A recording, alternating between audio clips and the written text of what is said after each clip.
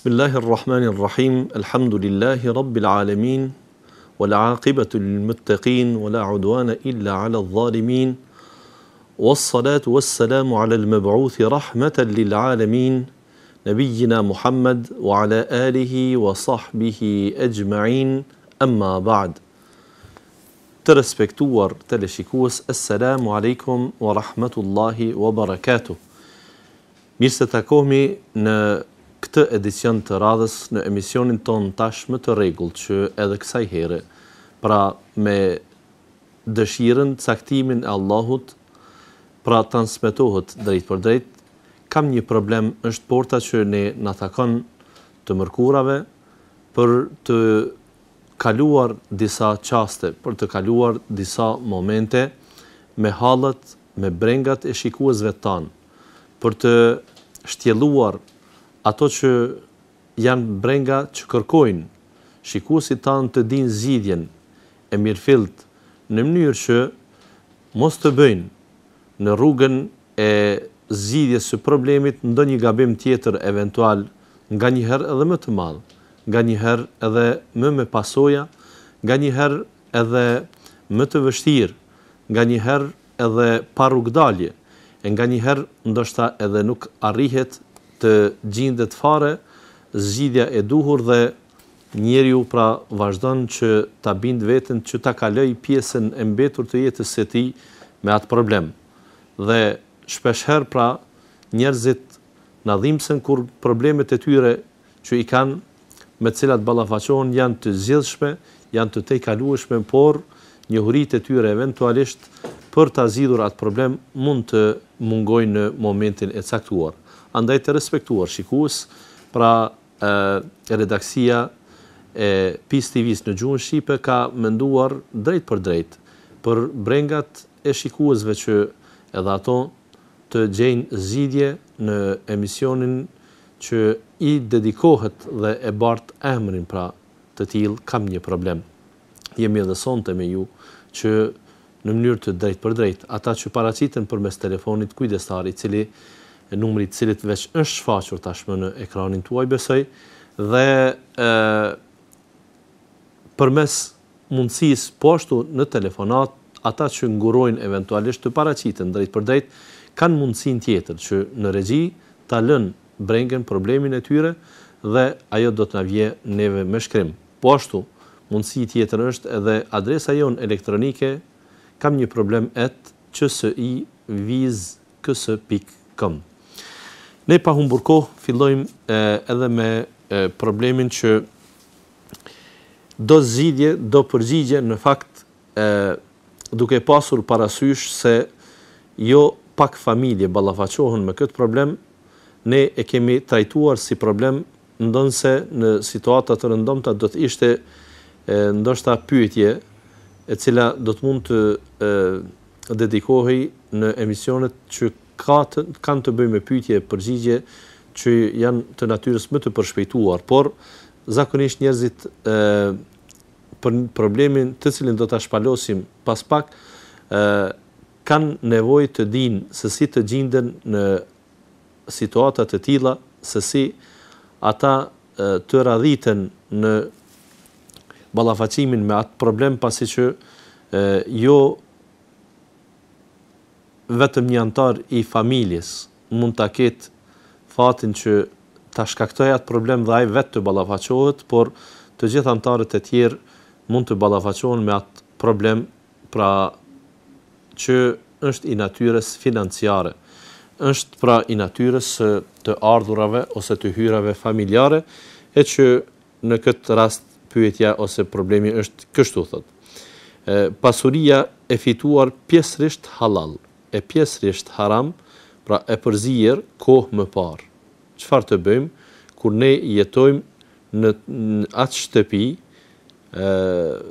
pra si besimtar, kemi këtë breng, që në të njëjtën shtëpi jetojmë me personin i cili ka fituar pasurinë e tij në mënyrë të përzier, pra nuk ka zgjedhur vetëm mjetet halal të fitimit, por në të njëjtën kohë ka përdorur, ka shfrytzuar edhe mënyrat që sheriatikisht janë të ndaluara, pra janë haram, të përdoren si mënyra për të arritur deri tek pasuria dhe kësaj ai fitim i cili mund të arrihet në këtë mënyrë, ndoshta mund të jetë normal për dikën, ndoshta për të parin e familjes, por niveli fetar zakonisht nuk është i njëjtë tek të gjithë anëtarët dhe jo të gjithë pra e kanë të njëjtën ta quaj kriterium të jetesës. Pra dikush është në gjendje që të privohet nga shumë të drejta të tij, kur e din se shfrytëzimi i atyre drejtave mund të çojë drejt ndonjë rrugë të gabuar. Pra ka njerëz që të njëjtën kohë kur jemi tek pasuria, kur jemi tek furnizimi i anëtarëve të familjes, nëse ata janë të vetëdijshëm se malli i cili u ka arritur, buka e cila është shtruar në sofër, nuk është e tëra e fituar në mënyrë të lehtëshme, atëherë ata do të mundohen që në eventualitet atë pasuri të tyre, atë mall të tyre që e kanë në sofër, jo pra të gjithë me të njëjtën qasje ta shtrin dorën atë sofër për të ushqyer.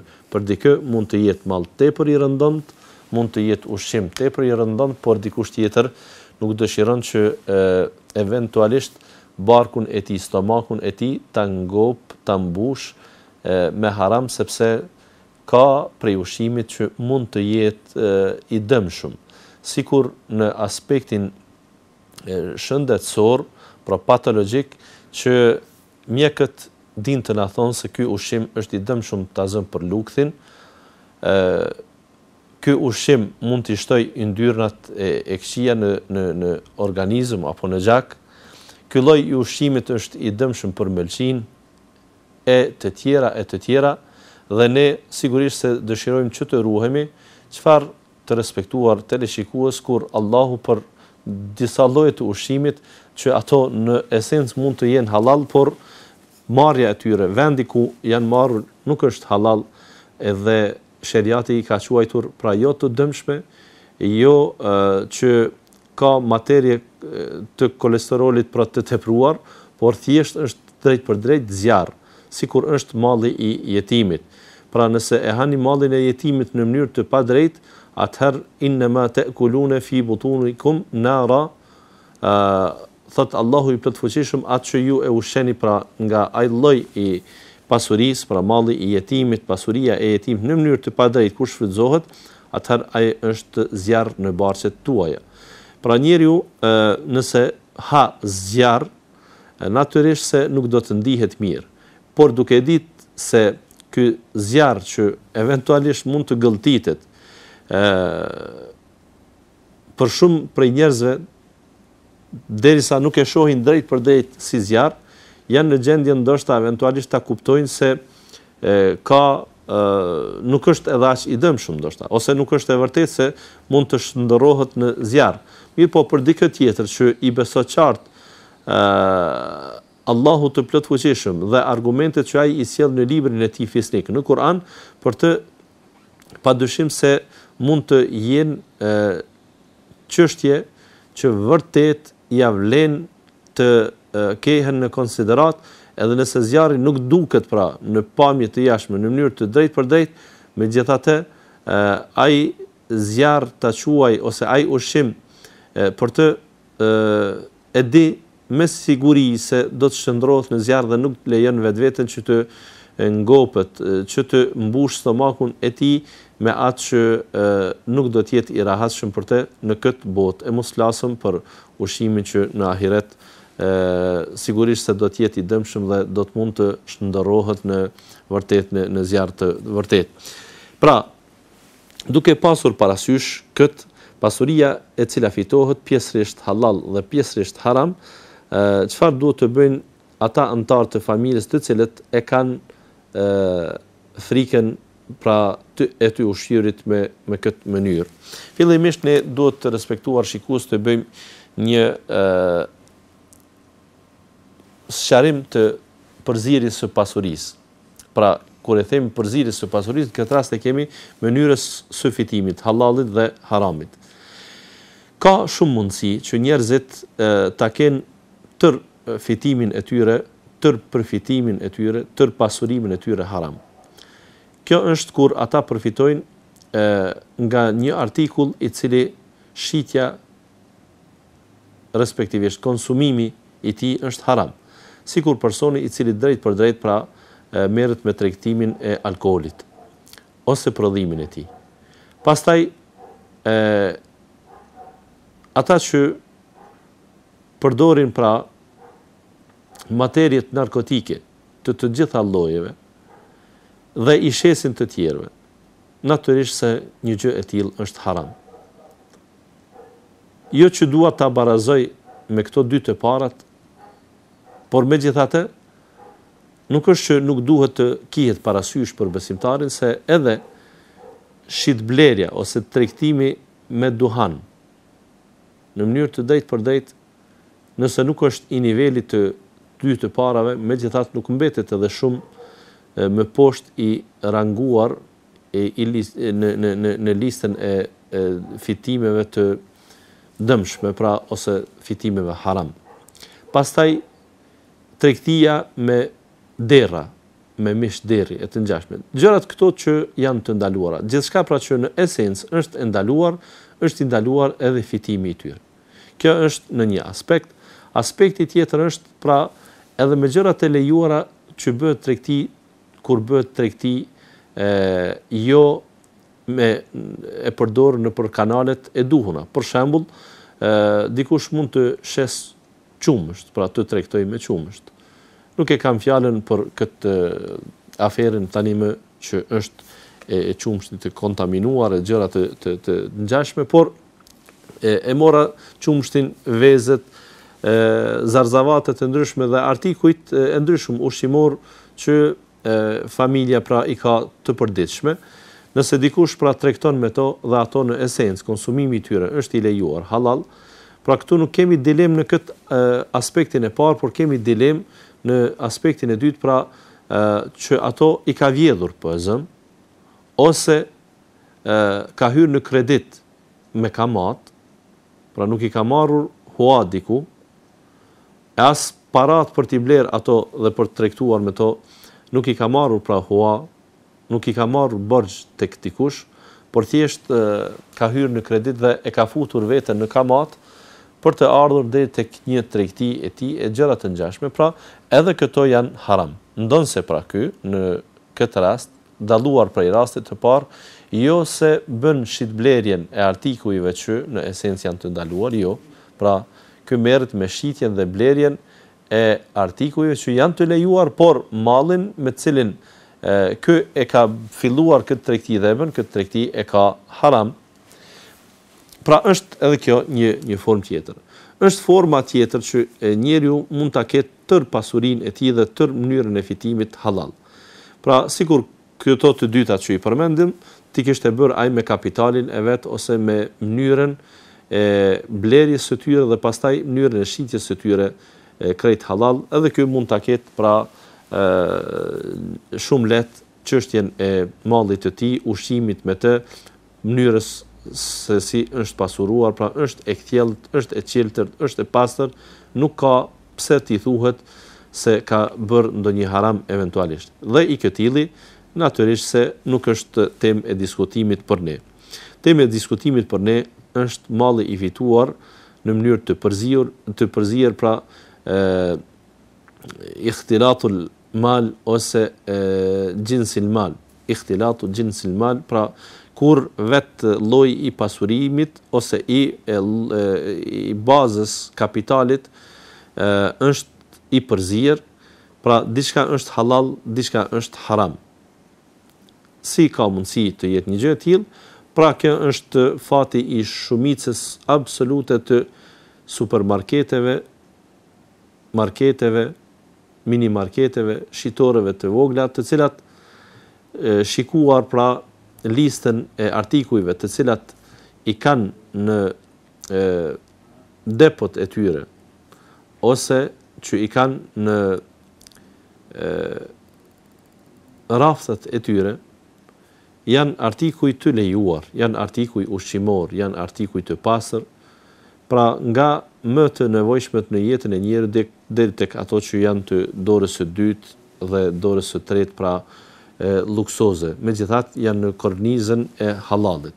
Mirë po, aty mund të gjesh ndonjë kënd që është këndi i pijeve alkoolike, ose tek mishi i derrit, pra i produkteve të derrit. Menjëherë, pra, këtu nuk mund të thuhet se personi i tillë gjithë atë fitim që e ka në halal, sikundër që nuk mund të thuhet se gjithë atë fitim që e ka në haram. Ngjashëm është edhe pronari i restoraneve, për shembull, dhe i kafeterive të ndryshme që shet pije të ndryshme, freskuese, por në kuadër të asaj që shet, ndoshta mund të jetë sasi tepër e vogël ajo që i shitet atij brenda ditës, megjithatë ai ka futur diçka haram, pra shet edhe alkool, bira e gjëra të ndaluara të tjera që mund të jenë në lokalin e tij. Çfarë të bëhet në këto raste kur ky lloj i mallit është haram?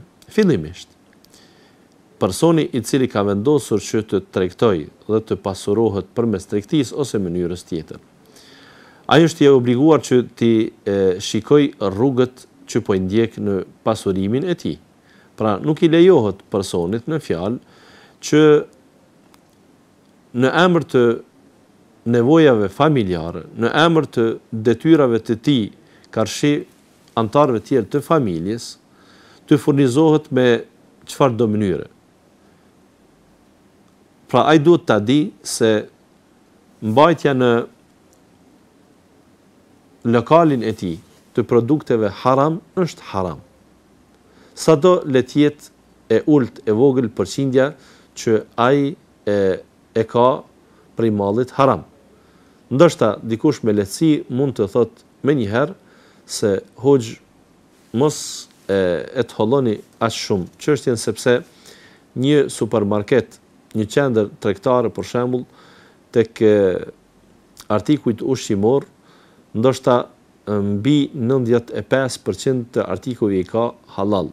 Pse ju ndaleni ose pse syri juaj ndalet tek ato lloje ushqimore të artikujve ushqimor, pra që janë haram, e që nuk përbëjnë pra as shumicën, madje janë shumë pak. Ndoshta janë 5% ose edhe më pak. Megjithatë, ne themi se për të arritur harami është e mjaftueshme edhe 1%. Nëse e ke parasysh se është haram dhe nuk ja vë veshin një gjë të tillë, atëherë është e mjaftueshme edhe kjo për ta bërë haram atë pjesë të fitimit. Dhe imagjinoni sikur në ushqimin, në pjatën që ti ke po zëm 200 gram, 300 gram ushqim, mililitra e të ngjashme, mjafton një pikë e zehrit ta marrim shembull, ose e ndonjë lloj helmi që do të ishte në enën tuaj, a do të kishit ju guxim që të ushqeheshit në atë enë, pra me atë ushqim, me atë pjatë që e ke para vetes? Sigurisht se jo. Sigurisht se jo, sepse dëshira jote për të pas një shëndet të mirë dhe dëshira jote për të mos u rrezikuar jeta e jote është më e madhe se sa ëndja eventuale për atë ushqim që e ke. Andaj, detyrohesh shpeshherë që për një llapitje të macës, për shembull, që ka bërë në enën e cila është përgatitur dhe në ftohje sipër ose në një mënyrë apo tjetër ka depërtuar macja dhe pak ka llapitur në atë enë, pra ti je në gjendje ta gjuash tër atë ushqim, edhe pse ndoshta tër ditën e ke prit, edhe pse ndoshta ka qenë prej ushqimeve më të preferuara, vetëm nga fakti se ti friksohesh se ndoshta macja me jargët e veta ka futur ndonjë mikrob i cili do të ishte i rrezikshëm për jetën e të gjallëve e njerëzve. Pra, nuk e shikon se sa kushton në këtë rast, edhe pse ke dhëmshmëri, megjithatë nuk lejon që ti ose fëmijët e tu të ushqehen nga ajo enë e ushqimit. Pra, vetëm për faktin se aty eventualisht, pa dijen tënde, pa ndonjë aparat i cili do të mund të kishte saktësuar ekzistimin apo jo të bakterieve të rrezikshme që mund të ishin bartur nga macja, për shembull, apo nga qeni. Megjithatë, ti nuk lejon që të rrezikohet jeta jote dhe shëndeti jot. Kështu pra duhet të kemi parasysh, ata që bëjnë tregti, nuk duhet asesi ta minimizojnë, ta thjeshtsojnë, e aq më tepër ta anashkalojnë çështjen e fitimit me haram. Dikush mund të thotë se unë nuk e kam për qëllim thjesht edhe fitimin nga ajo pjesë e atyre artikuj ushqimor, por thjesht për të mos i larguar myshterinjt. Pra, konsumatorët do të ndiheshin më mirë në rast se do të vinë dhe do të gjejnë në marketin tuaj, në shitorin tuaj, në restorantin tënd, do të gjenin të gjitha pijet dhe ushqimet që ai i kërkon. Ndoshta sasi e vogël shitet brenda ditës, ndoshta kërkesat për ato pije haram janë tepër minimale, por megjithatë për ty ngel dëshira që askush të mos kthehet, pra mbrapa me përgjigje negative, duke i thënë se jo nuk kemi, jo nuk posedojmë e gjëra të ngjashme, sepse ke frikë se ai nëse ka hyrë kësaj herë në lokalin tënd, nuk do të jetë në gjendje të hyjë në herë tjetër. Pra në këtë mënyrë shejtani është kujdestar që shumë prej tregtarëve ti mashtroj dhe t'ju sjell atyre eventualisht bindjen se do të mund të jenë në kuadër të së lejuarës, pasi që ata nuk e kanë dëshirë, por çështja është e marketingut, pra çështje më afatmesme, më afatgjate, pra që mështerinjt ose konsumatorët të mos kthehen bosh, të mos kthehen kot. Dhe këta njerëz kësaj pra mendojnë që mbahen gjërat afër tyre. Ka kategori tjetër. Ka njerëz të tjerë që këtë bëjnë nga padia. Ata mendojnë se haram do të ishte ekskluziviteti, pra thjesht të jetë një bodrum i pijeve që merret vetëm me pije alkoolike. Por ndryshe derisa shiten pijet e tjera, atëherë ajo gjë nuk dëmton. Jo. Ata duhet të jenë të kujdesshëm, pra se më mirë është që ti kesh 10 konsumator se sa ti kesh 20 dhe prej 10 sosh të përfitosh nga ajo që ata blejnë e cila është haram. Pse? Sepse ti në mënyrë direkte ose indirekte ndihmon në punë të keqe. Allahu i plot fuqishëm na ndalon një gjë të tillë. Wa ta'awanu 'ala al-birri wat-taqwa wa la ta'awanu 'ala al-ithmi wal-'udwan.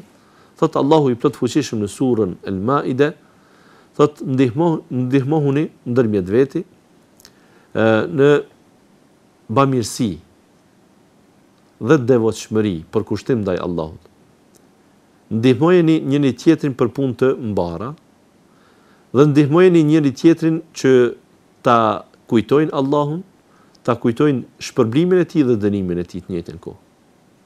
Ta kenë frikën e Allahut, respektivisht ta respektojnë ligjin e Allahut, të ndalohen prej harameve dhe të shkojnë drejt farzeve, të veprojnë me atë që është e lejuar halal. Wala ta'awanu 'ala al-ithmi wal-'udwan. E mos u ndihmoni në gjunahe, në mëkate e as në armiqësi, sepse njëra dhe tjetra çojnë drejt hidhrimit të Allahut dhe njëra dhe tjetra çojnë drejt zjarrit të xhehenemit, Allahu na ruaj prej tij. Derisa ato dy të parat çojnë drejt pajtimit, kënaqjes së Allahut me ne, me veprimtarinë tonë, dhe çojnë drejt shpërblimit të Allahut, pra në dynja me jetë të lumtur dhe në ahiret sigurisht me xhennetin Firdaus inshallah ose xhennetet e tjera. Pra Allahu i plot fuqishëm kërkon që ne edhe në tregti, edhe në punët tona private të jem ndihmues në punë të mbara.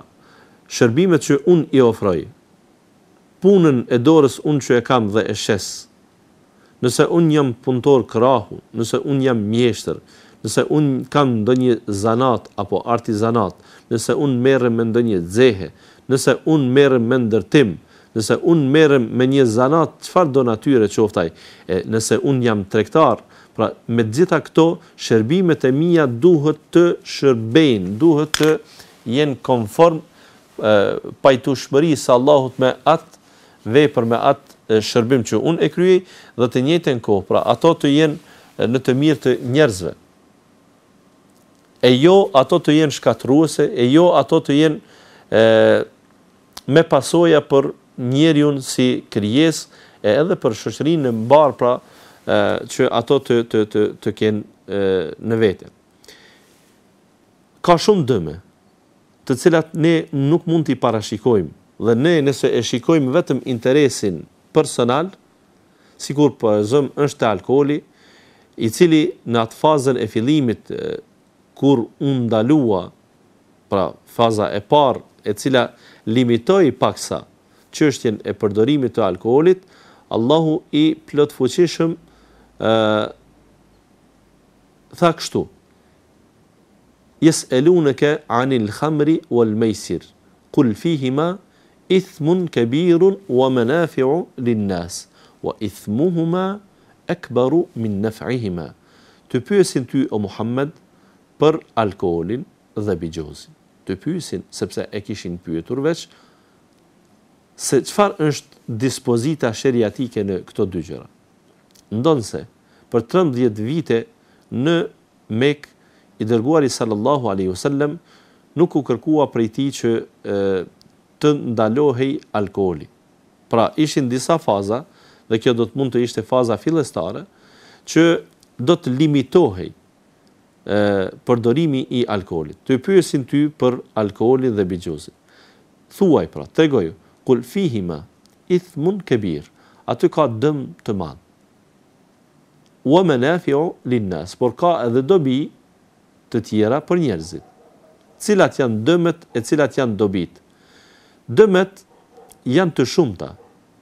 Dëmet e alkoolit nuk është e nevojshme që unë sonte këtu t'i shpalos, sepse vetë konsumuesit e alkoolit, sikundër dhe konsumuesit e duhanit, janë ata që dinë më së miri të interpretojnë dëmet e njërës dhe tjetrës.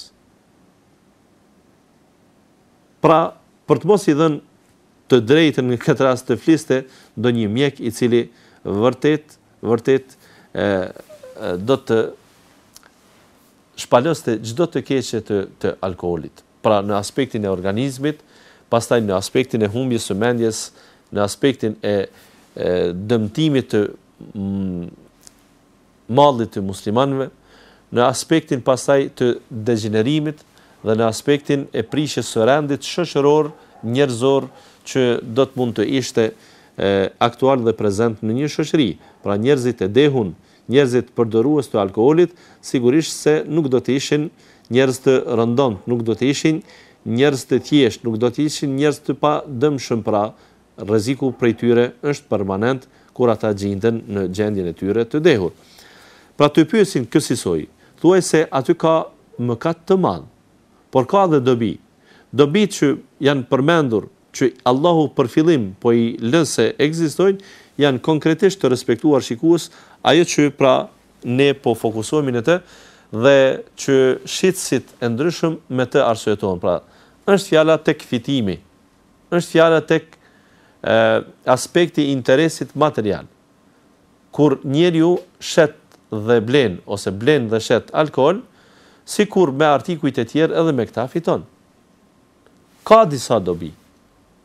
Por ithmuhuma, e keqja e tyre është akbar min naf'ihima, është më e madhe se sa dobia. Dhe një rregull tjetër që shikuar në mënyrë deduktive ajetet kuranore, porositë e Muhamedit sallallahu alaihi wasallam, del se çdo dobi individuale, nëse ballafaqohet me një dëm shoqëror, atëherë duhet të ndalohet.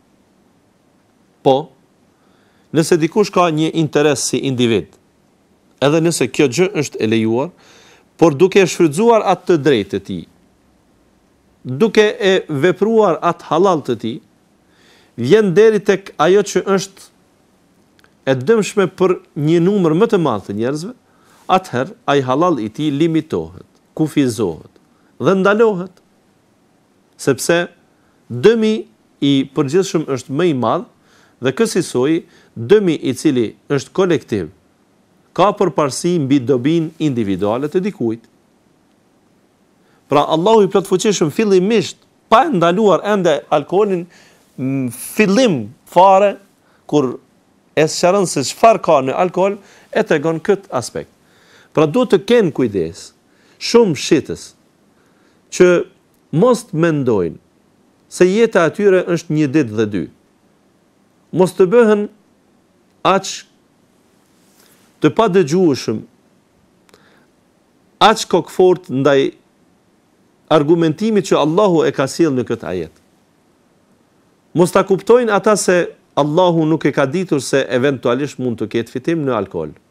Përkundrazi, në alkool mund të ketë fitim, por dëmet janë më të mëdha dhe ti kur shkakton dëm kolektiv, ti kur e shet alkoolin dhe dikush në shitorën tënde, në marketin tënd, është furnizuar me një pije e cila ja ka shëtitur mendjen, ja ka larguar mendjen, ja ka larguar arsyen, dhe ai pastaj është në gjendje që t'i vjedh dikuj pasurinë, është në gjendje që të bëj imoralitet me dikë, është në gjendje që ta friksoj dikë tjetër, është në gjendje që të sillet keq me dikë tjetër. Dhe ti në fakt ke vepruar për interesin tënd, e ke ndihmuar atë person që ai të arrijë në konflikt me dikë tjetër. Padyshim Allahu përmes alkoolit dhe bigjozit dëshiron që njerëzit t'i fut në armiqësi dhe kjo është fjalë e Allahut, jo imja. Shejtani dëshiron që përmes këtyre dy faktorëve njerëzit t'i fut në ballafaqime dhe armiqësi. Dhe kjo është e garantuar. Kjo është edhe praktikisht e garantuar. Andaj, si mund të ishte rahat një person i cili ka kontribuar direkt ose indirekt në këtë gjendje? Dikush mund të thotë, unë nuk e kam hallin se çfarë vepron personi i dehur, ai i cili blen konsumatori im, pra blen alkool tek unë, sepse ai mund ta pi atë në mas të duhur, do të thoshte ai, në mas të matur, në mas të vogël, e cila nuk do të deh. Unë nuk kam qasje në mënyrën e përdorimit të tij. Vallë, kështu është, a ke të drejtë t'ia shitsh atë alkool personit që është 9-18 vjet edhe me ligjet aktuale në Kosovë? Përgjigju? A ke të drejtë ta bësh një gjë të tillë? Derisa ty nuk të intereson. Pse të intereson mosha e tij i respektuar? Pse kjo në shtetet më të zhvilluara është kështu e kufizuar? Në shtetet e Bashkuara të Amerikës, në shumicën absolute të shtetet të Evropës, i mituri, pra 9-18 vjet nuk ka të drejtë të blejë alkool. Pse edhe ata të mos bazohen të thonë për ne është fitimi, që ndoshta ka ardhur për ta blerë për baban e tij, do të mund të gjindeshin justifikime të ndryshme. Pse a thu ka të drejtë kështu të veprohet? Pastaj, pse nuk lejohet përdorimi i alkoolit gjatë ditës në vendin e punës? Pse nuk lejohet përdorimi i alkoolit gjatë vozitjes? Promila shumë të vogël do të mund të ishin të lejuar për të mos thënë fare ai që kap timonin dhe drejton makinën, sepse e rrezikon tjetrin. A thua vallë, pse njerëzit, të cilët në ligjet e tyre ndoshta e kanë të lejuar alkoolin, e tash kur i qasën fitimit të tyre, megjithatë i kanë kufizimet me ligj. Pse?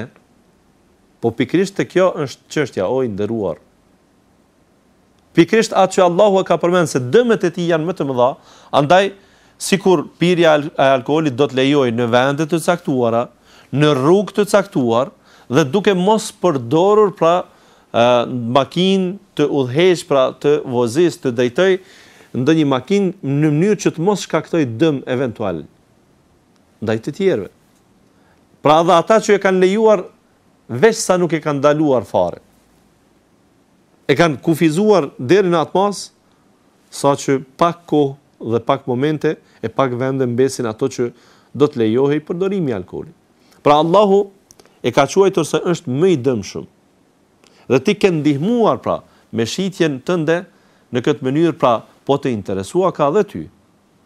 Nuk qenë ka çështje që ty nuk të hyn në punë fare se kush e blen dhe si e përdor. Derisa kjo me ligj u kufizonte edhe në shumë shtete, por kufizohet edhe në vendet tona. Pastaj një analogji shumë të thjeshtë. A do të gëzon të fakti që dikush me armën tënde të ekzekuton të një vrasje? Madje edhe me ligj.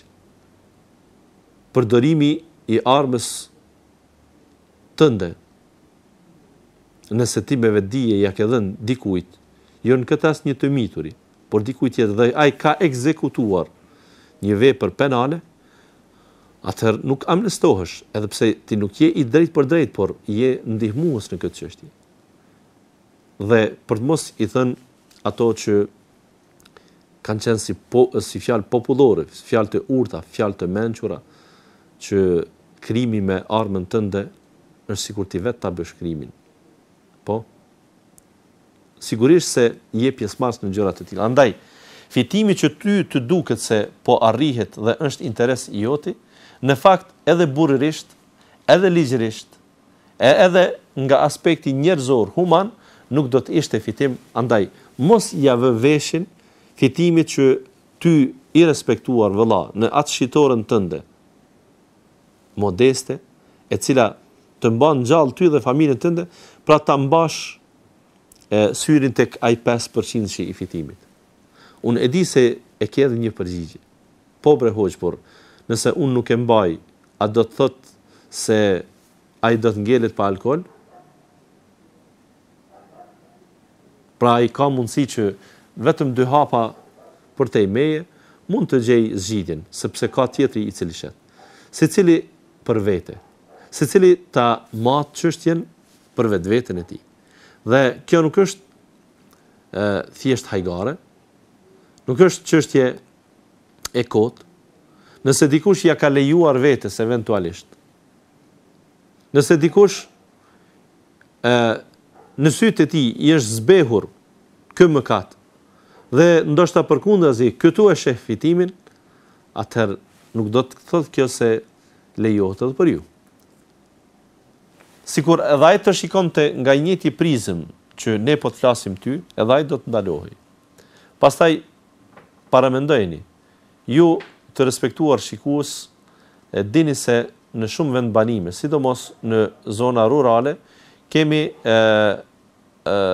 raste kur pra në fshatra, në tërë fshatin, mund të jenë 5 shitore, 7 shitore, 10 shitore dhe asnjëri prej tyre nuk shet alkool. Të gjithë e dim se nuk është e mundur ndoshta që askush nga banorët e atij fshati nuk e konsumon alkoolin. Ka disa prej tyre që eventualisht mund të jenë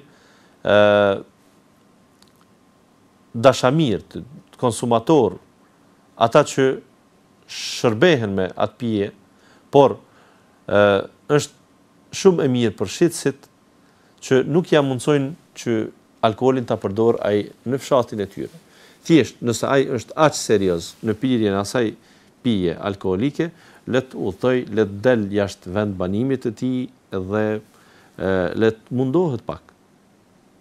Le të mundohet, ose thjesht, ndoshta ai do të përton, ndoshta ai nuk ka kohë që të marr rrugë për ta blerë një pije alkoolike dhe si i tillë edhe do të mund të largohej nga kjo pije, do të mund të ndalojë.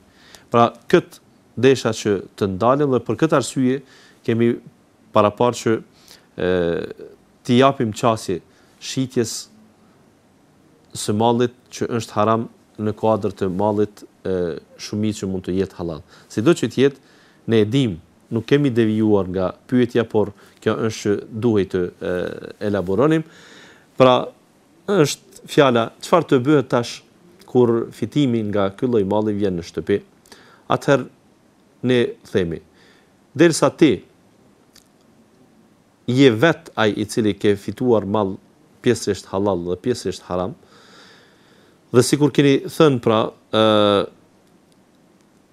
kjo ka ndodhur kohë më parë, çfarë duhet të veprojmë ne tash? Fjala me kohë më parë është për qëllim, dikush mund të thot para Islamit, e dikush mund të thot jo, ne edhe më parë kemi qenë musliman, por nuk kemi qenë të përkushtuar në fe, respektivisht. Nuk kemi qenë njerëz të cilët jemi kufizuar me kufizimet islame. Ajo që na ka interesuar, nuk kemi shikuar se çfarë thot feja për të. Thjesht e kemi vepruar, kemi shfrytzuar kanalet tona të halalit, të fitimit, qofshin ato halal apo haram. Në ndërkohë, ka ndodhur diçka që është bërë shkak që ne ta shtojmë udhëzimin drejt Allahut. Që ne të përkushtohemi në fe më shumë krahasimisht me kohën e mëparshme që kemi pasur. Dhe kësaj ne do të mund të kishim pas ndonjë pikë të dallimit ose të kthesës krahasim me pjesën e marrshme të jetës dhe kësaj tashmë nuk e veprojmë haramin asesi, por e dim se nga pasuria që kemi fituar kohë më parë ka qenë e përzier me mall ose me mënyrë të fitimit e cila ka qenë haram. Dhe tash ne çfarë duhet të veprojmë?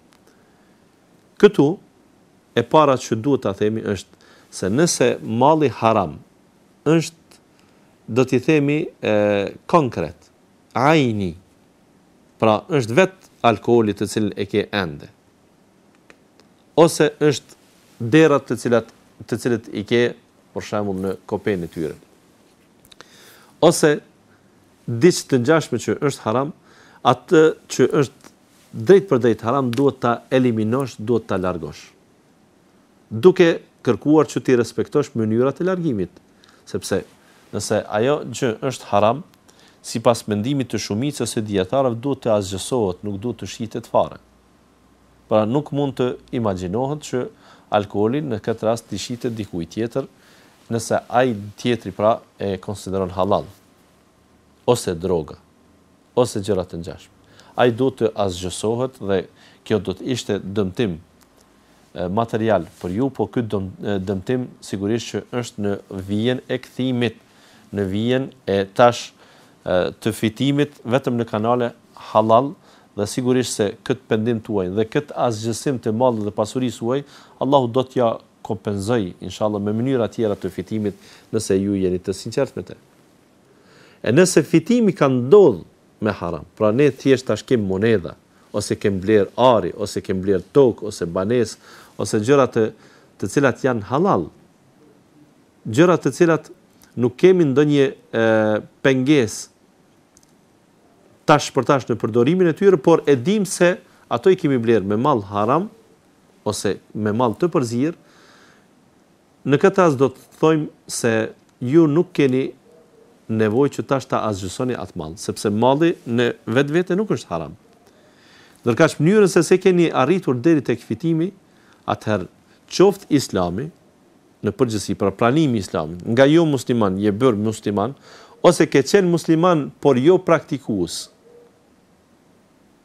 dhe tash ke filluar që të brengosësh dhe ti kanalizosh veprimet tua, ti orientosh ato sipas mësimeve islame, atëherë nga ky kënd duhet të themi se prap nuk kërkohet prej teje që as pas pranimit të Islamit, as pas pendimit ta azgjësosh pasurinë tënde. Argument për këtë kemi faktin se I dërguari sallallahu alaihi wasallam thërriste në Islam. Shokët e tij, sahabët, pranonin dita me ditë Islamin. Prej tyre kishte njerëz të pasur.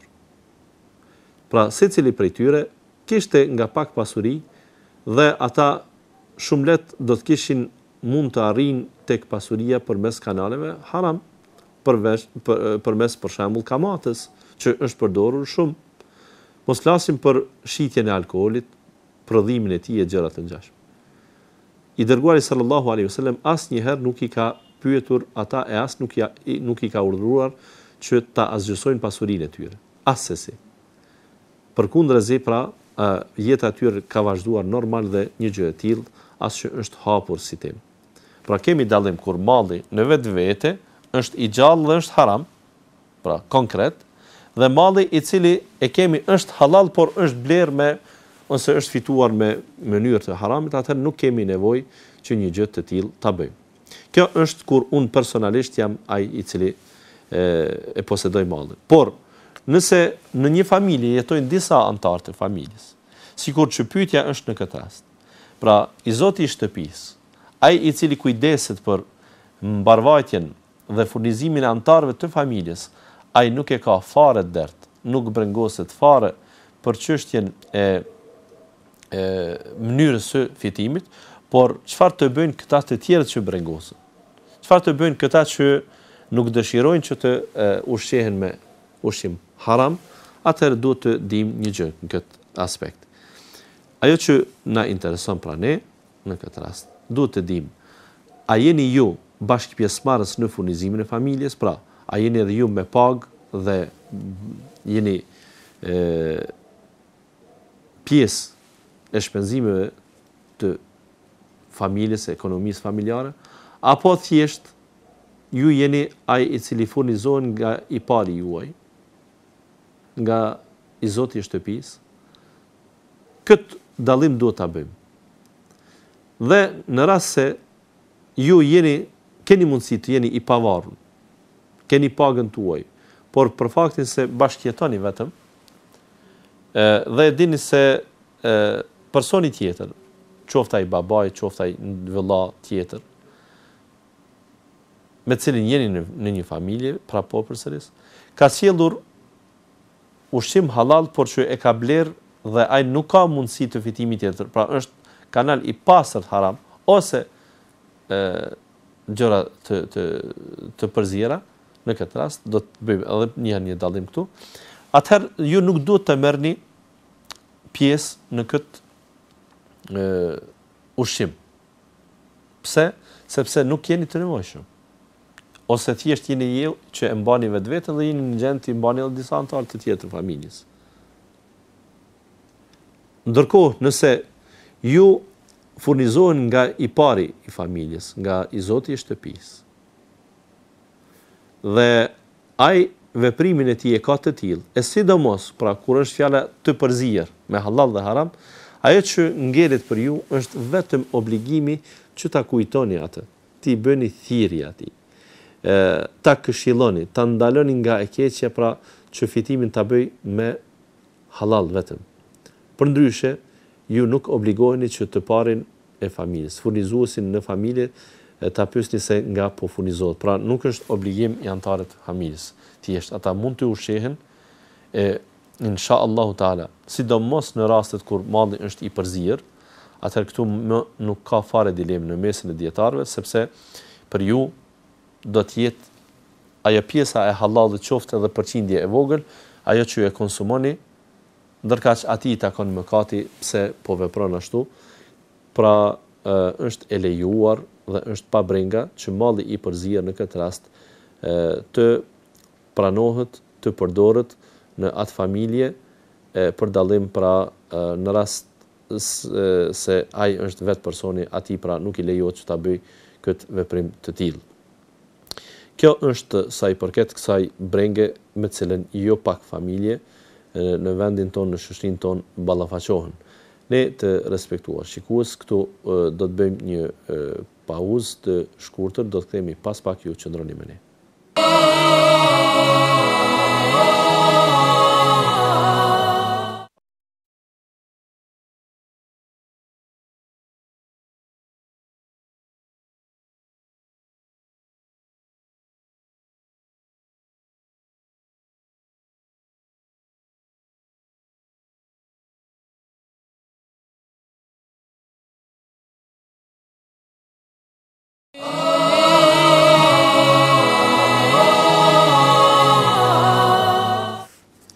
Selamu alaikum, rikthehemi në emisionin Kam një problem, jemi në transmetim të drejt për drejt.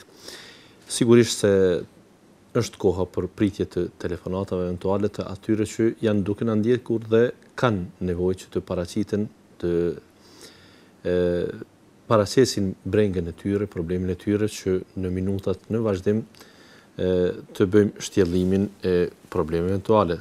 Sido që tjetë, ne kemi një problem që tashmë na ka arritur pra në formë të shkruar që është lënë në regji.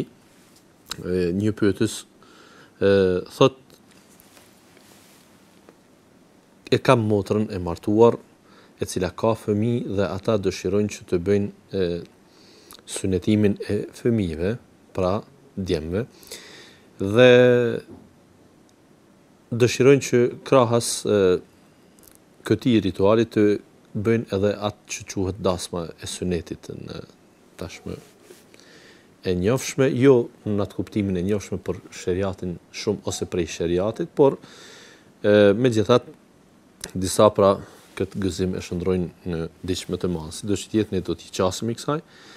Çështja është se thotë ata dëshirojnë ta bëjnë këtë me veprime që sipas Islamit janë të ndaluara, qysh e di vetë këtë dhe pyetsi pra dëshirojnë të thrasin ndonjë këngëtar ose të bëjnë muzikë thjesht dhe krahas kësaj pra dhëndri ka kushtzuar që nëse nuk vini ju, pra pyetësit, mikut, i thot, atëherë motra juaj nuk ka për t'ju vizituar ju asnjëherë, pra nëse nuk merrni pjesë në gëzimin ton në mënyrën që ne dëshirojmë ta bëjmë. Dhe natyrisht pra kërkon të di se si të veprohet në këtë rast ky pyetës i jon në fakt i cili shpalos këtë breng dhe kjo breng nuk është e rrallë në shoqëri dhe ndonse rastet ose munasebetit ta quaj janë të nduarndurshme, nuk janë pra të gjitha të një lloj kategorie, dikush mund ta ketë hyrje në shtëpi të re, dikush mund ta ketë pra dasmën e sunetit, dikush mund ta ketë kanaxheqin, dikush mund ta ketë fare dasmën, dikush mund të ketë manifestime të ndryshme, lindjen e fëmijës pra me mënyra që nuk e bëjnë të kënaqur kësaj as kënd, pra as Allahun e as njerëzit. Megjithatë njerëzit në fakt në shprehjen e gëzimit të tyre nganjëherë nuk janë edhe aq të kujdesshëm që të përzgjedhin mënyrën se si të bëhet ajo. Natyrisht Islami ne na tregon se bën të gëzohemi. Islami i konsideron emocionet e njerëzve, emocionet e pjesëtarëve të tij. Pra kur ata gëzohen dhe kur ata mërziten, kur ata pikëllohen për ndonjë veprim, natyrisht se që të dyja duhet të jenë konform lidhjes me Allahun, konform ligjet të Allahut, konform traditës së Muhamedit sallallahu alaihi wasallam. Dhe njeriu edhe në gëzimet e tij do të jetë i kujdesshëm që të marr modelin e fjalës së Allahut, e fesë së Allahut, të programit të Allahut, sikur që është në gjendje këtë ta bëj në momente të pikëllimit.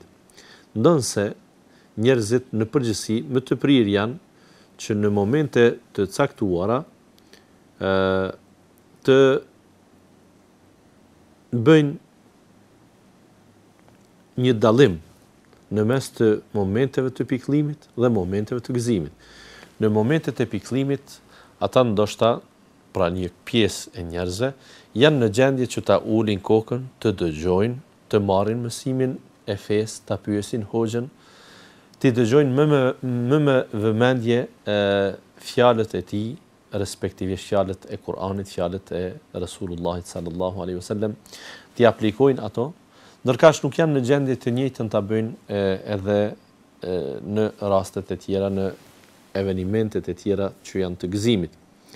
I sheh njerëzit është interesante, sado pak fetar që të jenë, ose fare ndoshta në jetën e tyre nuk duken elementet e praktikimit të fesë, megjithatë po e zëm, me rastin e vdekjes nuk janë në gjendje që atë ta bëjnë pa përcjelljen e hoxhës.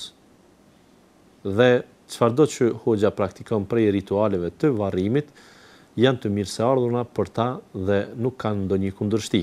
Përkundrazi, në rast se një hoxh për një arsye apo tjetër nuk do të merrte pjesë në një varrim, do të bëhej kiameti në atë vendbanim, në atë lokalitet, në atë xhamat ta quaj. Pse? Sepse në ditën e varrimit imami i ynë nuk ka marrë pjesë në varrimin e babait tim, nënës time, vllait, motës së ngjashme. Pra, nuk janë në gjendje që këtë ta bëjnë pa hoxhën. Dhe kjo është e mirë. Kjo gjithsesi është e mirë. Por pse me aq lehtësi pranojnë që dasmën ta bëjnë pa hoxhën? Pse me aq lehtësi pranojnë që lindjen e fëmijës, gëzimin për lindjen e fëmijës ta bëjnë pa hoxhën? Kur e them pa hoxhën, jo që dua të aludoj se hoxha duhet me do mos të jetë në darkën e kësaj apo asaj. Jo, është fjala se edhe në vdekjen e antarit familjes në pikëllimet, s'do të thotë që edhe aty është çështje dreke ose darke. Ajo që ju etiketohet shpesh xhallarë. Është çështja që gëzimin ta ndaj me hoxhën, respektivisht me fen, jo me personin hoxh, por të marr udhëzimin e duhur fetar, të marr konceptin islam se si duhet ta kaloj atë gëzim, se si duhet ta përjetoj atë gëzim, se si duhet ta manifestoj atë gëzim. Sikundër që është i interesuar që pikëllimin e tij, që varrimin, ceremoninë e varrimit ta përcjell konform mësimeve që i jep Islami dhe i transmeton hoxha. Pra kësaj, këtu e kemi aksentin, këtu e kemi fokusin ton. Pra hoxha duhet të jetë edhe në momentet e gëzimit, ose feja duhet të jetë prezente edhe në momentet e gëzimit. Nëse dikujt do t'i dukej ndonjë lloj i gëzimit, siç është dasma, se është diçka e natyrshme e njerëzve, atëherë më thuani për Zotin, për hir të Allahut, synetia çfarë gëzimi është? Çfarë rituali në esencë është? A është ritual kombëtar, sepse jemi shqiptar dhe veprojmë? A është ritual i kontinentit, sepse jetojmë në Evropë dhe kemi nevojë ta bëjmë këtë? Apo është ritual i shekullit, sepse jetojmë në shekullin 21 dhe duhet ta bëjmë këtë? Apo vallë, përgjigjen tashmë e keni në gojët tuaja, ju të nderuar shikues? Pra sepse është ritual i pastërt fetar islam dhe për atë e bëjmë. Apo jo? Të tjerët synetin e bëjnë vetëm në rast nevoje, për çështje shëndetësore, kur ju a preferon mjeku në rast se kanë ndonjë infektim me gjëra të ngjashme. Dhe jo të rralla në rastet kur detyrohen njerëz të shtyrë në moshë, njerëz të pjekur, burra të rritur që ta bëjnë synetimin. Ndërkaq ne, elhamdulillah, është një ritual që përkundër që i thuhet syneti në kuptimin edhe të terminologjisë sheriatike ose të shkallëve të obligueshmërisë, fjala sunnet nuk është farz, nuk është obligim, megjithatë ka mendime se kjo është vajib, është i rangut i shkallës së obligueshmërisë, nëse jo në mënyrë të prerë, megjithatë duhet të bëhet. Por mund të thuhet se edhe është sunnet sipas disa dietarëve.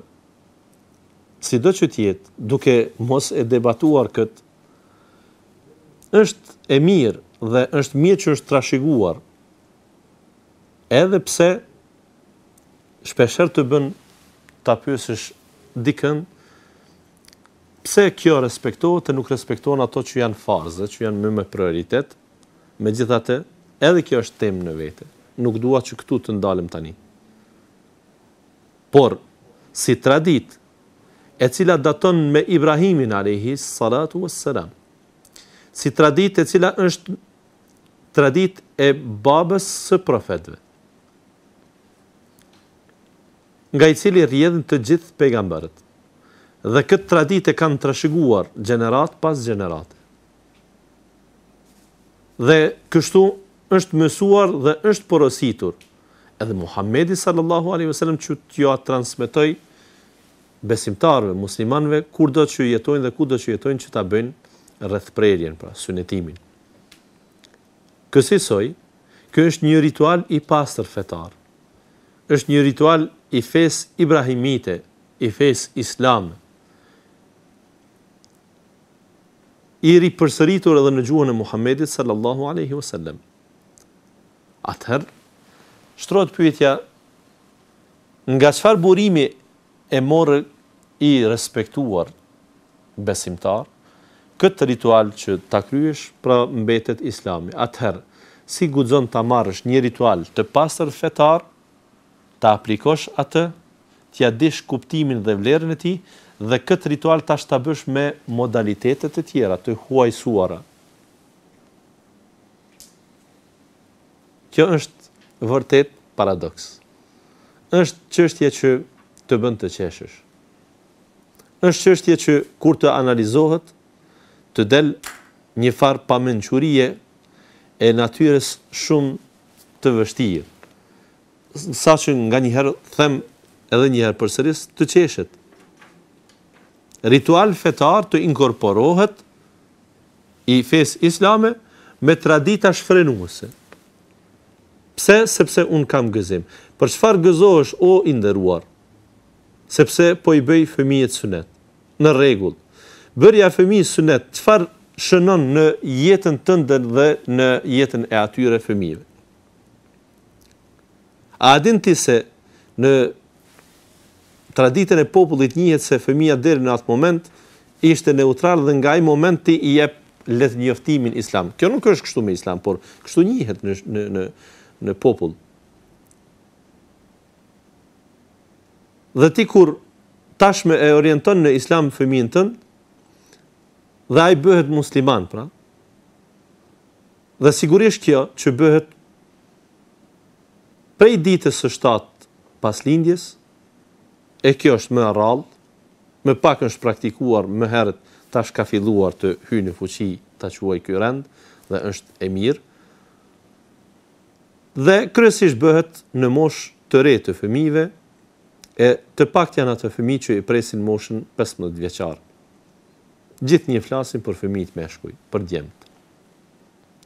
Atëherë pra, këtë ritual të cilin ti po e aplikon, këtë ritual që ti e ke gëzim në shtëpi, mos i jep konotacion të devijuar, të papastër, të papranuar sheriatikisht. Sepse kjo nuk do të ishte vlerë e cila për ty dhe për të tjerët do t'ju karakterizonte si të vetëdijshëm, si të mençur, si të ndalur. Nëse ti dëshiron të shfrenohesh, bëja atë dhe thirri miqt e shfrenimit, ata që do të thonë falenderit qindra herë për gostin që ja ke bërë. Ama është e padrejtë, fare e padrejtë që të kushzohen njerëzit.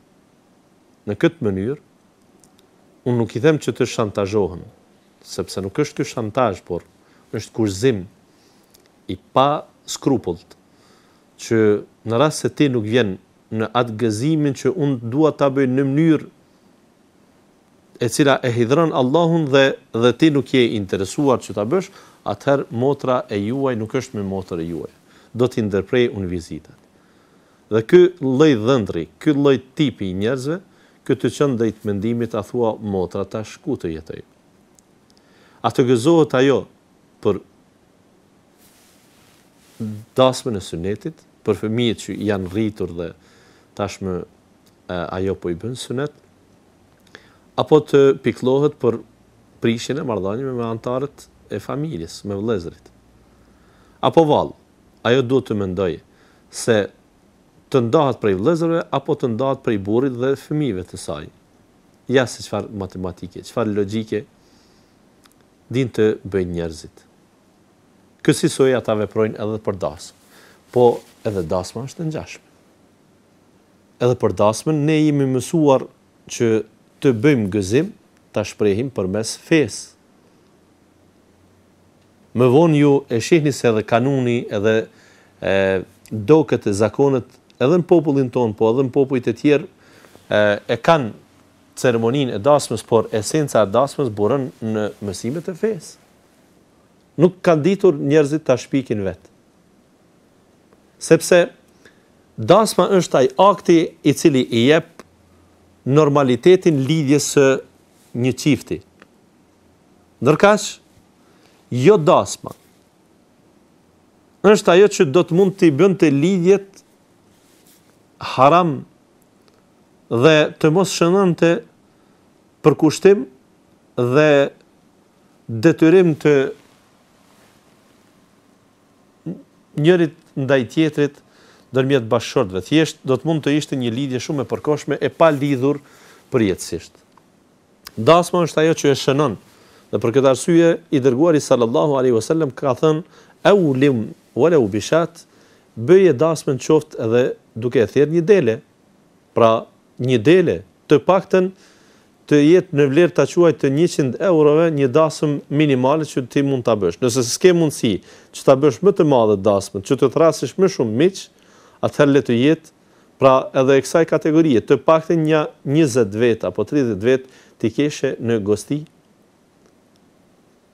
Kështu ka porositur i dërguari sallallahu alaihi wasallam. Edhe për rastet e gëzimit, edhe për shtëpinë e re, edhe për daljen e personit nga burgu, edhe për arritjen e ndonjë suksesi në jetë, të gjitha këto darka dhe dreka mund të ndahet ky gëzim me të afërmit, por jo me shfrenim. Jo me shfrenim, jo me instrumente muzikore të cilat i trembin ta quaj kështu, melekët e Allahut dhe i therasin shejtanët. Përkundrazi, nëse ti po bën një veprim që me sheriatin islam është i lejuar, është i kërkuar, është i preferuar, atëherë mos e shëndro atë sevap që je duke e bërë, atë arritje që je duke e bërë, mos e shëndro në haram. Kjo është e padrejtë.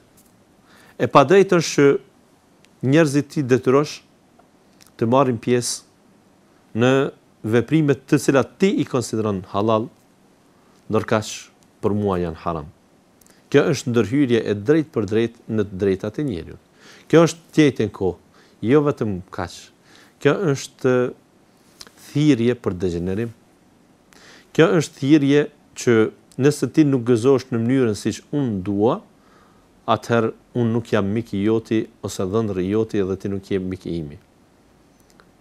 Jo, kjo është e gabueshme, sepse fëmijët e tu, ky personi i cili pyet i ka nipa, i ka djem të motrës dhe gëzohet për të mirën e tyre padyshim, ndonse ne nuk e mohojmë se ti je prindi i tyre, ti je më i afërt për ta.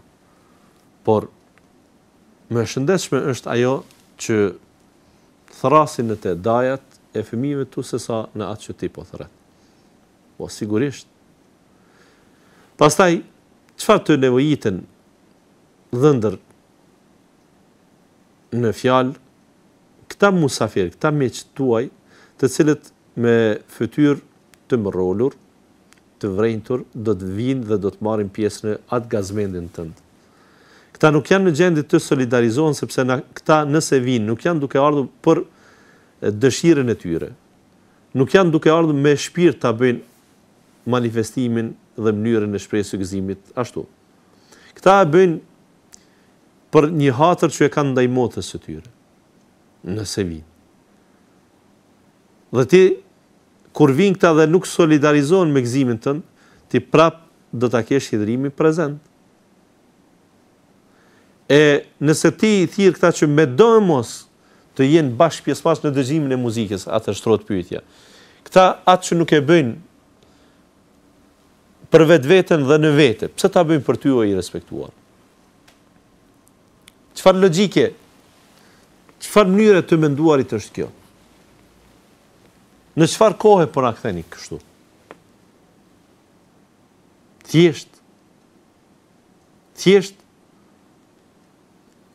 nëse ti je në një anë të lumit dhe këta janë në anën tjetër të lumit, edhe nëse dukeni, shiheni, mund të jetë pra komunikimi juaj ose lidhja juaj fizike mund të jetë e largët, edhe pse vizuele mund të jetë e afërt. Pse të mos respektoheni kështu pra? Në vend se ti tu kërkosh falje, që unë megjithatë, ndoshta është një metodë, një mënyrë të cilën po aplikoj dhe ajo nuk është e shëndetshme, nuk është sipas parimeve të fesë, por megjithatë unë po kam kësi dëshire të bëj, atëherë miq të nderuar, ju as nuk po ju ngushtoj të ju thras. Nëse keni dëshirë, jeni të mirë se ardhur, por nuk po ju ngushtoj sepse unë kam një shoqëri tjetër, dua ta bëj në një mënyrë që ju nuk ju kënaq, por do të mundohem që edhe për ju në mënyrën tuaj ta kem unë një natë, një gosti për ju dhe të tjerë të afërm. E jo kësaj të respektuar shikues, detyrohen hoxhallar e haxhiler e pleqt të cilët gjatë tërë jetës së tyre nuk dihet se kanë bërë ndonjë shkelje të kësaj natyre, për hir të këtyre raporteve, për hir të dasmës së nipit të tyre, mbesës së tyre, të marrin pjesë në restorane ku është asgjë sipas tipareve të jetës normale të njerëzve e aq më tepër të jetës normale të muslimanëve. Pra, lese veshët të bumbullojnë edhe një javë pas pjesëmarrjes në atë lloj dasme nga volumi i madh i muzikës. Po, njerëzit sot thrasin që në autoparlantët e xhamieve të ulet volumi i zërit të ezanit i cili thirret 5 herë në ditë dhe zgjat nga 2 minuta. Sepse po na shqetëson. Ndërkaq në të tilla dasma nuk bisedohet për gjendjen faktike të përdorimit të zërimit në ato dasma. Pastaj, përzierja e dy gjinive. Dikush do të mund të thoshte se nuk është fatale kjo, nuk është problem i madh. Kjo nuk do të ishte problem i madh sikur jetën që e bëjnë shumë njerëz në familje, pra kur shkojnë njëri te tjetri dhe ata që ndoshta nuk ju takon të qëndrojnë bashkë, megjithatë qëndrojnë bashkë. Por është shumë më fatale kjo kur bëhet në dasma sepse jo personi i cili martohet, qoftë burri, qoftë gruaja, qoftë mashkulli, qoftë femra, por të gjithë të afërmit e tyre gjatë tërë vitit, kur e dinë se në verën e ardhshme, po e zëm, kemi dasmën e filanit, duhet të kujdesen edhe materialisht për të blerë një garderobë enkas për atë dasmën, sidomos tek gjinia femërore. Dhe ajo garderobë do të ishte një garë shumë e rrept ndër gratë, se cila do të ishte më e zhveshur, cila do të ishte me një mod më të re, cila do të ishte më e veçantë në atë dasëm dhe do të binte në sy, dhe pastaj jo vetëm me kaq, kjo përzimje që do të ishte, por edhe aty tash fillon vallëzimi dhe shumë thjesht. Mos marrja pjesë në vallëzim, atëherë po ma ka inati, nuk po i gëzohet gëzimit tim.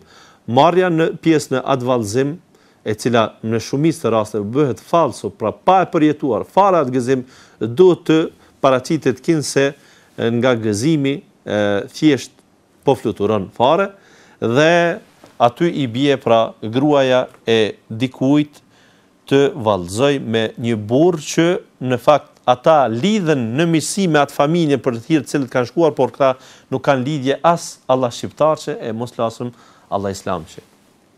Asesi. Dhe kësaj pastaj ndodhin fjalët, ndodhin problemet, ndodhin maltretimet e ndryshme dhe dikush ndoshta krejt kët mund ta kapërdi sepse ka marr një ushqim i cili në gjendje normale është i 3 euro, 4 euro, edhe pse atë natë është paguar 10-15 euro. Dhe është i gëzuar që kështu ka ndodhur, thjesht kësi lloj dasmash detyrojnë pra anëtarët e familjes të bëjnë.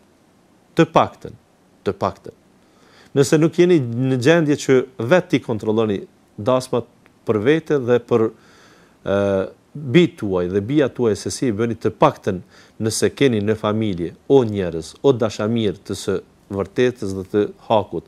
Nëse keni në familje dikush që don të ruhet nga ky lloj i manifestimit dhe i shprehjes së gëzimit, amnistoni ata. Mos i ftoni ata. Ata do të ndiheshin shumë të lumtur kur ju nuk i ftoni fare.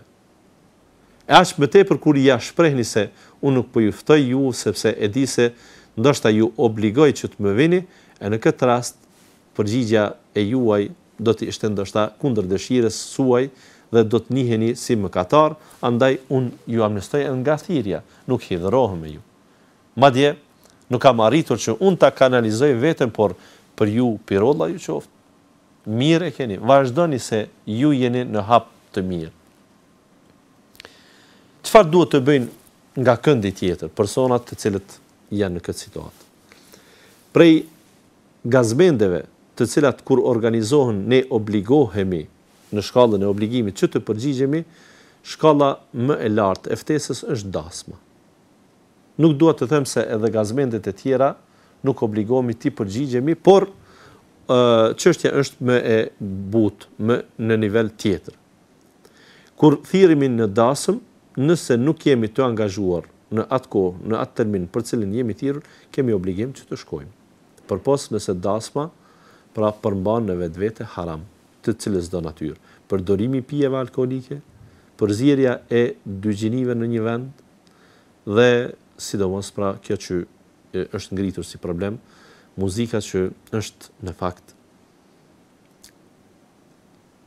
Kurani i shejtanit. Ai kënaqet me to. Nuk kënaqet Allahu me to. Përdoren instrumente që nuk dua që them as më pak as më shumë. Të gjithë dietarët e gjeneratave të para e kanë ndaluar. Ndoshta hoxha po interpreton mendim të ngurt, ekstrem, jo përbes, jo. Allahu e ka ndaluar dhe madje të jem unë me ju i sinqert dhe të jenë kolegët haxhallar me ju të sinqert. Muzika shumë ashpër ndalohet në medhhebin Hanefi posaçërisht. Nuk ka vend të thuhet se një kategori e hoxhallarëve po e ndalojnë, ndërkaq ne e kemi të lejuar. Kush ne? Ne Hanefin, tradicionalistët të ngjashëm. Përkundrazi në emër të medhhebit mos u thirrni në këtë çështje, sepse argumentet i keni të disfavorshme. Pra thirruni në dëshirat tuaja epshore, thirruni në mos përmbajtje tuaj në këtë çështje, thirruni në shkelje të parimeve të fesë për shkak se po kam dëshirë, është e drejtë juaja ta bëni këtë lloj mëkati ta quaj. Pra unë si individ, nëse arri të kem afër, aq afër dhe të kem ndikim të këtij, obligohem që të keqen ta ndali me dorën time, nëse këtë nuk mund ta bëj atëherë me gjuhën time, nëse edhe këtë nuk mund ta bëj, të paktën me zemrën time, por megjithatë mos e konsideroni, mos i jepni ngjyrim fetar, konotacion fetar. Sa i përket thirrjeve, ftesave të tjera, siç janë sunetia dhe drekat e darka të tjera për raste të tjera, nuk janë të kategorisë të obligimit për të përgjigjur. Megjithatë, duhet të kemi kujdes të respektuar shikues, kur është në pyetje mbajtja e lidhjeve farefisnore, familjare dhe farefisnore. Duhet të kemi parasysh edhe ignorancën e njerëzve, sikur rasti në fjalë. Ky dhëndër është të jetë ignorant. Megjithatë i ka ardhur radha që në rritjen e fëmijëve të tyre dhe në sunetimin e fëmijëve të tyre ta paraqes publikisht atë lloj ignorancë. Këtë nuk duhet fyer. Këtë nuk duhet trajtuar ndryshe përpos si një njeri që i mungon diç, sikur të ishte i gjymt e do të na dhimbë sepse nuk e ka një dorë, një sy, një këmbë. Kësaj duhet na dhimbet edhe më tepër kur e dim se këtij mungon njohuria. Andaj, duke filluar nga ajo që është më e fuqishme në ndikim, ta quaj, Pra lutja drejtuar Allahut për të që o Allah udhëzoje në rrugë të drejtë, o Allah sqaroja në shndërritja rrugën e drejtë që ai ta shikojë dhe të ecë në të. Bëja të dashur atë në zemrën e tij. O Allah, tregoja të qartë shëmtinë e rrugës së devijuar. Bëje që ta shoh atë rrugë të devijuar dhe të largohet nga ajo rrugë. Pastaj në thirrjen e drejtë për drejtë, në këshillim, megjithatë, nëse ai ka vendosur që këtë lloj gëzimi ta bëjë ky sisoj, atëherë ju do të mund të shkoni për hir të motrës suaj, për të mos shkaktuar ndonjë gjë tjetër, atëherë të përballoni pak ta quaj këtë lloj mëkati dhe aty do të mundoheni. Do të mundoheni që maksimalisht i ruani haramit sa është e mundur. Pra, duke e treguar edhe me gjestet tuaja, pa kënaqësinë se çfarë po veprohet, dhe duke mos marrë pjesë në ato lloj mëkate në mënyrë të drejtë për drejtë. Për shembull, nëse në një tavolinë ku jeni ju shërbehet alkooli, atëherë të kërkoni që të gjeni një mes sikur ju. Të gjeni pra ata 4 veta, 5 veta, 10 veta sa jeni në atë rreth ku jeni, që të paktën në atë tavolinë të mos shërbehet alkooli. Mos të qëndroni gjatë me orë të tëra dhe mos të merrni pjesë në vallëzime dhe këndime e gjëra të ngjashme, të bëhet kjo vetëm sa për të shënuar dhe për të mbajtur lidhja me dhëndrin, me motrën respektivisht. E do t'i vjet dita që edhe dhëndrit ta kuptoj, e nëse nuk e kupton, do t'i vjet dita që ju do t'ia tregoni edhe në mënyrë praktike një gjë të tillë. Më rëndësi është që lidhjet familjare të jenë në prioritet në këto raste, nëse më parë nuk është arritur që të punohet me ata, sidomos me ato familje që janë të afërta dhe detyrohemi të mbajmë ato lidhje, ndërkaq ata nuk kuptojnë shumë prej fesë ose nuk njohin shumë parimet e fesë. Kjo do të ishte porosia ime për ju dhe rastet tuaja, pra duke mos e liruar ju çështjen shumë në vetvete, dhe të thirreni në emër se një hoxh apo disa hoxhallar kanë thënë kështu ose ashtu, dhe ju pastaj këtë ta shndroni edhe në dëshirë personale, duke i dhënë konotacion të lejuarës. Jo, gjithherë kur i afërmi ju thret dhe ju vë mundësinë që të shkoni ose të mos shkoni sepse nuk përputhet me atë që ju e ndiqni dhe e pasoni, atëherë ju ndalohet një gjë e tillë edhe nëse është tek të afërmit.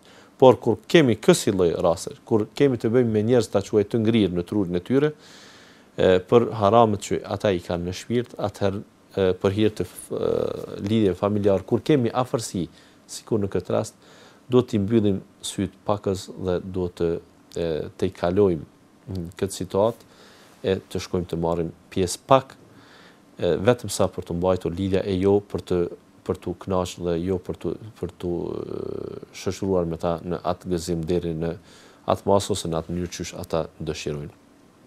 Mendoj se edhe kjo është e tëra që ne duhet të flasim për këtë temë të sonte, por edhe në përgjithësi për këtë emision të sonte. Atëherë jemi në përfundim edhe të terminit ton të rregullt të emisionit Kam një problem, që ishim me ju drejt për drejt të respektuar shikues. Atëherë deri në javën e ardhshme, në takimin e radhës në terminin e rregull nga 20:30 të mërkurën e ardhshme, ju lëm nën kujdesin e Allahut. Deri në atë takim, wassalamu alaikum wa rahmatullahi wa barakatuh.